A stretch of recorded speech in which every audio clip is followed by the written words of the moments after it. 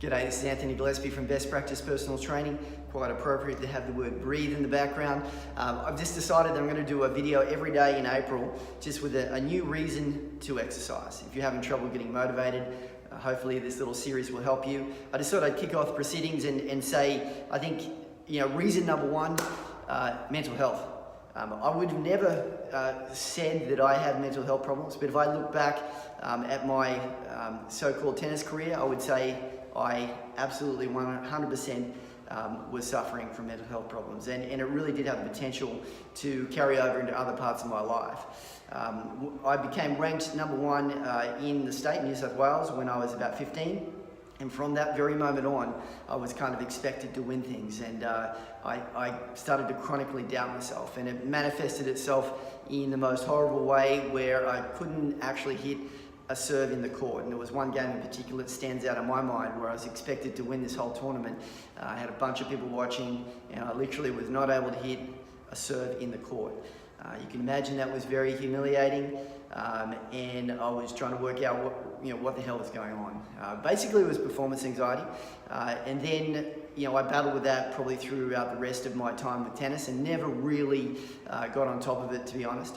I did win an Australian junior title after that, but I still played very tight, nothing like I practiced. And then in the lower levels of professional tennis, I was in and out of this issue. And then I decided, well, look, if tennis is not going to be my thing, if I'm not going to be a professional tennis player, maybe I can help other people overcome different issues that I had. So I studied psychology, which is not unusual for someone with psych problems to go and study psychology. But obviously I studied sports science as well, because I was very interested in the physical performance side. So I studied those two things, and then when I went to uni, I didn't realize I was absolutely scared of public speaking. It's not an uncommon thing, but again, performance anxiety. And the first time I got up to speak, I wore a heart rate monitor, and I had a watch on my wrist, and I could see what my heart rate got to. It got to 160 the first time I got up to talk in front of people.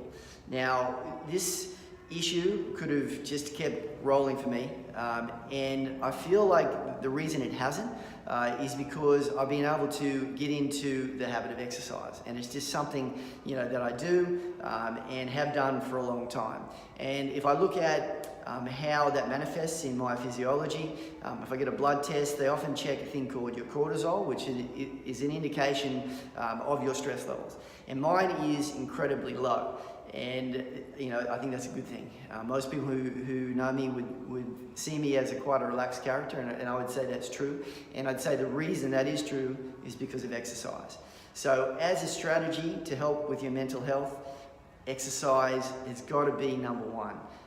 So there's reason one for April 1, exercise for mental health. Thanks for joining me.